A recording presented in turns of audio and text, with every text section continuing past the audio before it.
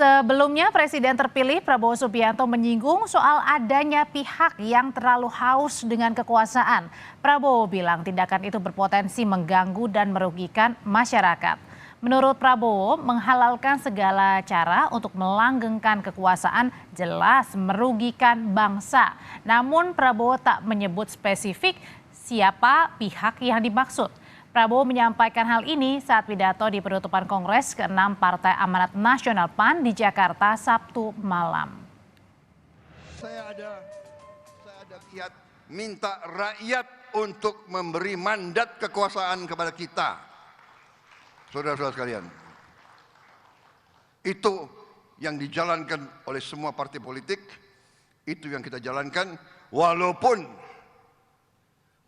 mereka-mereka yang terlalu haus dengan kekuasaan dan kadang-kadang kekuasaan itu hendak dibeli, hendak diatur, hendak dikendalikan oleh kekuatan-kekuatan lain, kekuatan-kekuatan di luar kepentingan rakyat. Nah, ini yang bisa mengganggu dan bahkan merugikan suatu bangsa.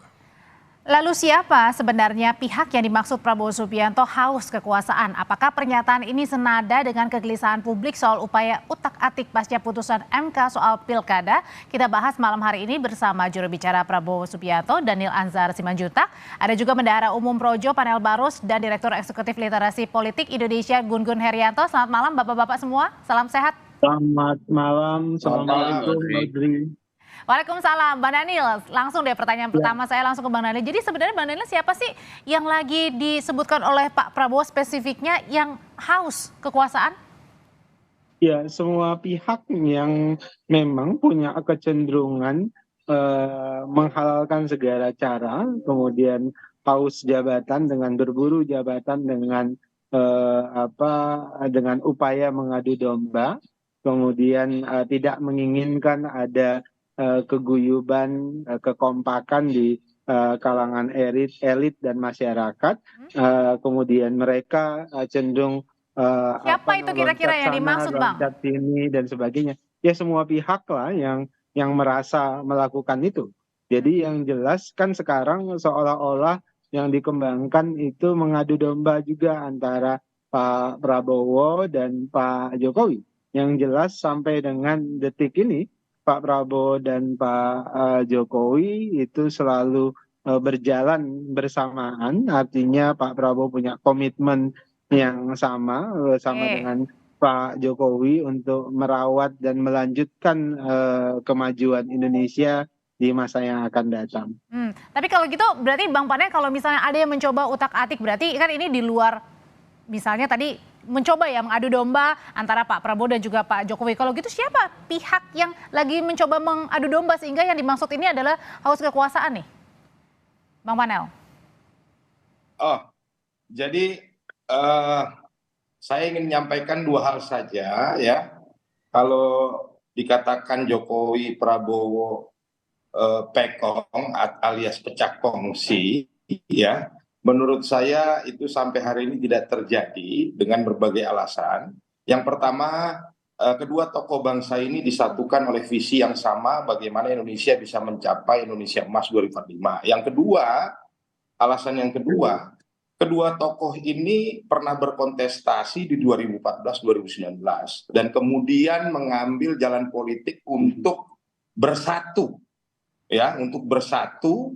Dan kedua tokoh ini telah menyaksikan secara langsung buah dari politik persatuan itu di masa krisis COVID-19, di mana bangsa kita bisa keluar dan salah satu bangsa yang terbaik dalam mengelola COVID-19 ya. Jadi kedua tokoh ini punya pengalaman yang sama bahwa sebuah masalah krisis sekalipun bisa diatasi bila tokoh-tokoh nasionalnya bersatu.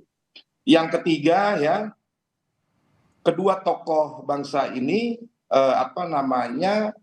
telah memperlihatkan bagaimana sebuah transisi dalam bingkai keberlanjutan yang saya anggap ini menjadi sebuah tradisi baru dan ini akan dicatat dalam sejarah politik. Tapi masalahnya gini Bang Panel, ini kan disuarakan oleh Pak Prabowo di depan Kongres PAN, udah gitu disampaikannya pun 2 hari pasca demo besar-besaran mengenai revisi undang-undang pilkada saat itu. Bukannya ini menyasar, menyentil begitu ya, orang atau pihak tertentu nih? Iya, saya ingin sampaikan bahwa siapapun yang main politik ya, memainkan gendang politik belah bambu, Prabowo dengan Jokowi atau Pak Prabowo dengan Mas Gibran, ini pasti akan menemui jalan kegagalan dalam taktik politik tersebut. Kenapa? Karena Jokowi Prabowo, Prabowo Gibran ini bonding 1000%. Bonding 1000% untuk apa? Untuk Indonesia maju. Dan jadi membantah ya bahwa baik-baik saja ya hubungannya. Jokowi Prabowo menurut saya adalah upaya untuk membegal cita-cita Indonesia Emas 2045. Dia akan berhadapan dengan masyarakat Indonesia itu sendiri. Bang Panel. Oke, kalau gitu, nah kalau tadi dibilang ya, kalau misalnya baik-baik aja hubungannya, nggak ada kok pecah kongsi gitu. Tapi Mas Gun-Gun kalau dilihatnya sendiri, ini sebenarnya tertujunya kepada siapa? Kalau tadi kan kalau kita simak lagi ya pernyataan dari Pak Prabowo ini bukan hanya soal haus kekuasaan, tetapi juga yang mencoba membeli kekuasaan, mengotak-atik. Nah, siapa sebenarnya pihak yang paling berani untuk mencoba membeli atau mengotak-atik kekuasaan ini? Jadi gini, itu pernyataan Pak Prabowo itu kan tanpa objek spesifik ya. Jadi pernyataan yang sebenarnya common sense ya. Dan semua orang dalam landscape politik yang terfragmentasi seperti demokrasi ala Indonesia, itu menunjukkan fenomena itu kan sebenarnya. Kerap kali misalnya relasi kekuasaan itu basisnya selain sosok ya atau personal sentris, itu berkelindan juga dengan kekuatan ekonomi dan kekuatan politik. Ya, ini bicara soal data faktual saja, makanya pernyataan Pak Prabowo itu tidak ada yang baru kan. Pernyataan yang sebenarnya terkonfirmasi dalam realitas politik. Tapi masalahnya 2 hari nih pasca RUU Pilkada kan ini. Nah, itu kalau itu bicara konteks, bukan bicara pesan. Pesannya sendiri sebenarnya kan common sense, tapi bicara konteks karena berdekatan dengan momentum politik yang bergulir, seperti pasca putusan MK, maka pernyataan itu menjadi polisemi atau multitafsir. Dan penafsiran itu kan liar, bebas ya. Sehingga kemudian ada yang mengaitkan dengan dinamika ya hubungan antar aktor pasca putusan Mahkamah Konstitusi. Contoh misalnya dihubungkan dengan konfigurasi pembentukan kabinet dan konfigurasi kandidasi di pilkada. Jadi wajar kalau kemudian ada yang menariknya pada hubungan antara Pak Jokowi dan Pak Prabowo. Apakah tafsir itu kemudian menjadi tidak relevan? Ya menurut saya relevansinya tetap ada meskipun tentu Bang Dhanil dan Bang Panel Barus itu bisa menyatakan tadi kontra narasi dari apa yang kemudian dinarasi. Jadi bagi saya sih ini satu hal yang memang akan begitu gitu ya, bahwa ada interpretasi misalnya tarik menarik kekuasaan, terutama misalnya bicara soal siapa yang memiliki power. Apakah yang mau mengakhiri kuasa politiknya dan Oktober berganti transisi ke Pak Prabowo, kemudian apakah pola hubungan yang erat selama Pilpres itu akan bertahan misalnya setelah nanti pelantikan. Tentu ini pertanyaan yang lazim dan itu tidak hanya khas Indonesia, di hampir seluruh negara yang melakukan transisi seperti Filipina misalnya, atau kemudian nanti misalnya di Amerika juga demikian, Joe Biden atau siapa, itu sama aja. Berarti ini berkaitan juga dengan timing gitu ya, berarti ya Mas Gun ya, lebih ke sananya ya begitu ya. Oke, kalau gitu, kalau bicara soal timing nih Bang Dhanil, sebenarnya apakah ini merupakan luapan juga dari kekhawatiran Pak Prabowo sebenarnya yang akhirnya pada ujung-ujungnya kemarin ini RUU Pilkada, revisi Undang-Undang Pilkada ini batal, kemudian Bang Arteria juga bilang kita harus berterima kasih sama Pak Prabowo, dan kemarin sesudah pada saat di Kongres Nasdem juga Pak Jokowi menyindir bahwa perginya bareng-bareng, perginya rame-rame bersama-sama dan pulangnya juga meninggalkan bersama-sama nih.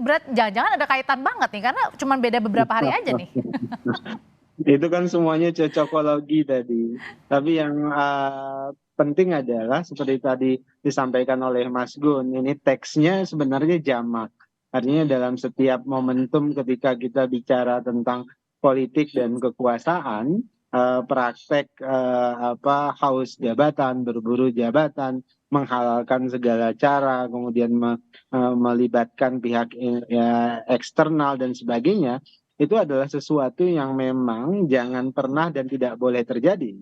Nah, itu yang kemudian diingatkan oleh Pak Prabowo. Nah, kebetulan itu di forum Kongres Partai Amanat Nasional, di mana Partai Amanat Nasional dalam catatan kaki Pak Prabowo dalam pidato tersebut adalah partai yang sangat loyal terhadap Pak Prabowo karena 3 kali Pilpres Partai Amanat Nasional selalu bersama dengan Pak Prabowo. Dan di narasi pidato yang disampaikan oleh Pak Prabowo, dan Pak Prabowo juga bicara tentang loyalitas dalam politik.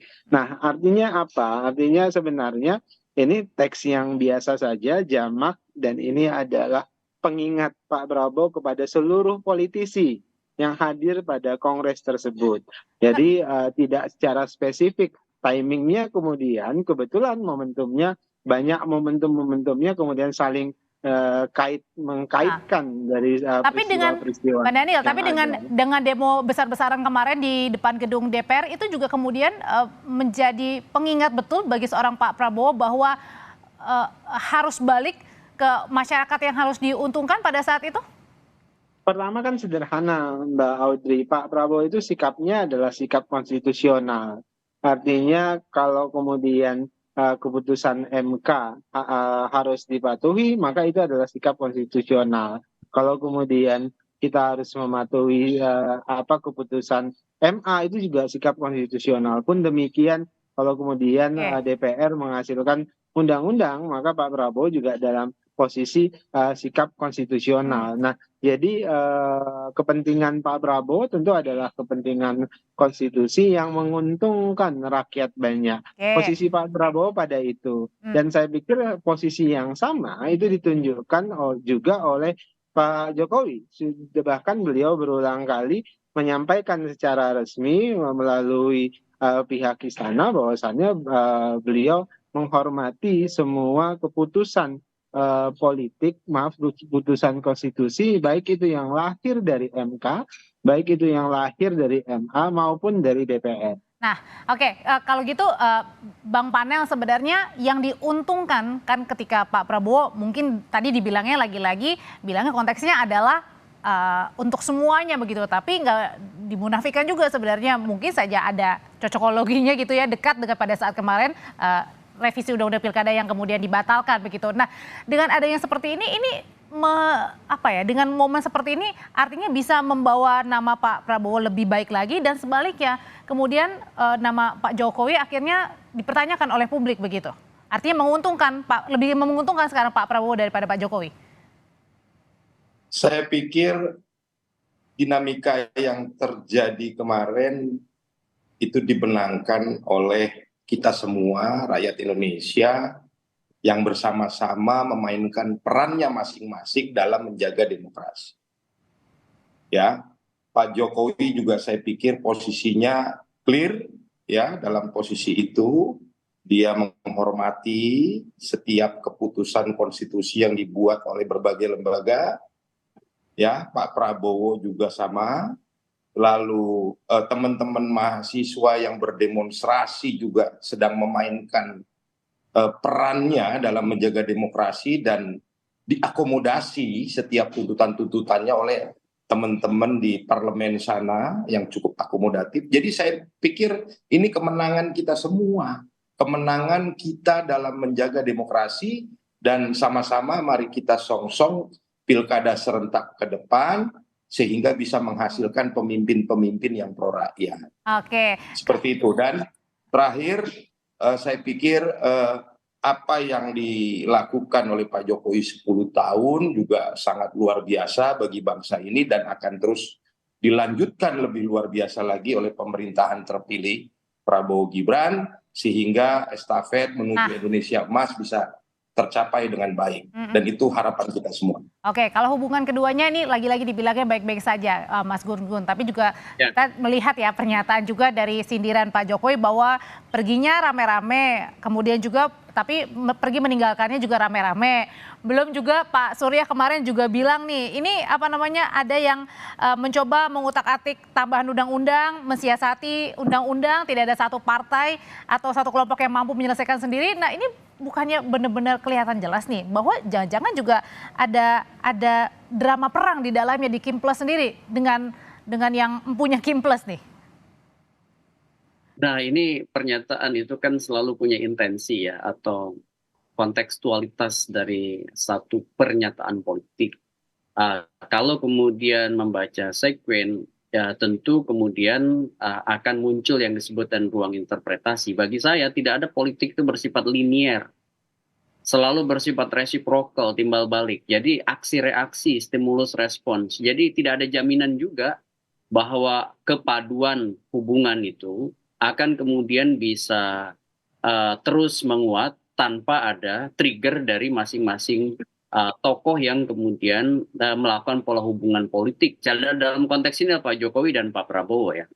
Jadi akan sangat ditentukan oleh dua faktor. Pertama isu dinamis ya. Isu dinamisnya apa? Apakah kemudian terfasilitasi atau ada jembatan untuk tetap membangun komunikasi efektif di antara dua sosok ini.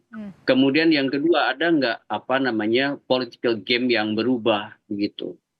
Dan biasanya konteks dinamis itu berpadu erat dengan political game yang kemudian muncul. Nah, memitigasi political game dari ragam kekuatan, terutama pasca tidak berada di puncak hierarki otoritas, itu adalah satu ujian besar bagi keberlanjutan pola hubungan Jokowi dan Pak Prabowo. Dan political game itu yang tidak terlihat ya dari luar begitu ya. Tidak hanya terdiskusikan di ruang publik, ini kan banyak wilayah elit yang kemudian selalu punya kepentingannya sendiri-sendiri dalam skema dan strateginya sendiri-sendiri. Oke, gitu. Baik, sudah ditangkap untuk pandangannya Mas Gun-Gun. Terima kasih untuk pandangannya Mas Gun-Gun Herianto. Bang Daniel terima kasih, Bang Panel terima kasih. Selamat malam. Selamat malam.